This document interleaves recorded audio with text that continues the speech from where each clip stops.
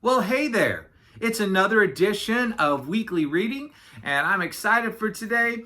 I grew up reading this series of books called Sweet Pickles, and I chose one today to share with you. It's really fun books, and they have some great lessons in there, and I'm just excited. My mom used to order them. We'd get them in the mail, and I loved these books, and so I've been slowly collecting them again, just online, just purchasing some of them. And today I'm reading the story Yakety, Yak, Yak, Yak. And the cool thing about these stories is on the inside cover, it has a list of the characters that they have within the books here, like Accusing Alligator, Enormous Elephant, Fearless Fish, Positive Pig, and kind of just some of their attitudes, so you get kind of a picture of who they are. And then in the back of the book, they have a map of the town of Sweet Pickles, so you can kind of see some of the areas where they're at. So it's really awesome, really fun. I will give a little warning on this. When I do voices, I sometimes forget which character has which voices, especially when there's lots of characters. So if I mess up a voice, just roll with it. Just roll with it, and don't send me a bunch of hate mail about it. But we're gonna start this story. Yakety, yak, yak, yak. Walrus was riding in Yak's taxi. "Listen to me, Yak," he moaned. "This is important." "Important," said Yak. "You want to hear about something important? I'll tell you about something important."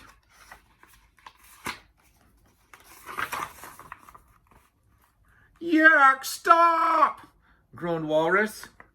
"Why, just yesterday," continued Yak, "I was talking to Stork, and he said the same thing. Everybody says that to me. Listen, they say, or stop talking, they say. Well, I just think they're rude. And I say, if you can't wait to hear a person out and feel you have to interrupt all the time, it's just not polite. Let me tell you what Camel did today." "But Yak," wailed Walrus. And Camel was just standing there shouting, "Taxi! Taxi!" What a silly thing to yell. "Anyone can see him in a taxi," continued Yak. "Why else would I have a sign on my roof that says taxi? It says taxi, and that's just what it is. So when anyone calls out taxi, I stop. Yak's taxi service, I say. That's me, no job too small. We go anywhere, service with a smile. Out of town rates cheerfully given. We get you where you want to go. Leave the driving to Yak. That's what I told Camel." "But Yak," cried Walrus, "I have to tell you something. Please listen." Then when Camel got in, she said, "Stop talking and take me to the garage. My truck is broken." "Stop talking," she said. "I mean, really, imagine telling me to stop talking." "But Yak," yelled Walrus. "And furthermore, everyone knows I never refuse a passenger, not even Nightingale. And you know what she's like. And I certainly wouldn't refuse Camel, especially when her truck is broken down and she has to get to the garage. No, sir, cheerful service, that's my motto. And another thing." "Please, Yak," sighed Walrus, "we just passed my house again. For the 4th time, you keep driving around and around the block, and I'm getting dizzy. Please let me out." "What?" said Yak. "Past your house? Well, why didn't you say something? You have to learn to speak up, Walrus. You can't go around worrying so much. It's not good for you. It can make you dizzy." "But Yak," said Walrus. "Well, I'm sorry, Walrus, old pal," said Yak. "But I can't sit around all day listening to your troubles. I have to earn a living. Got to get over to the bank and pick up Rabbit. He gets downright testy if I'm late." "Goodbye, Yak," said Walrus. Yak drove off. This Yak, he's quite the talker, isn't he? When Yak pulled up in front of the bank, Rabbit was waiting. "You're 11 minutes late," said Rabbit, looking at his watch. "I knew it," said Yak. 11 silly minutes and you're already making a big fuss." "I only mentioned," said Rabbit, "because..." Rush, rush, rush, said Yak. Everybody's always in a big hurry. No time for anything. No time for anything important anymore. What? Where's the fire, I say? Why the hustle and bustle? I said to Quail on Tuesday, and do you know what she said? She said, I'm not sure. Now I ask you, what kind of answer is that? Nobody's sure anymore. That's the problem. He has all the answers, doesn't he? Kind of makes it hard, though, when you're not listening to people. Oh, and if you look, he's driving down a road closed. He's not even a good driver.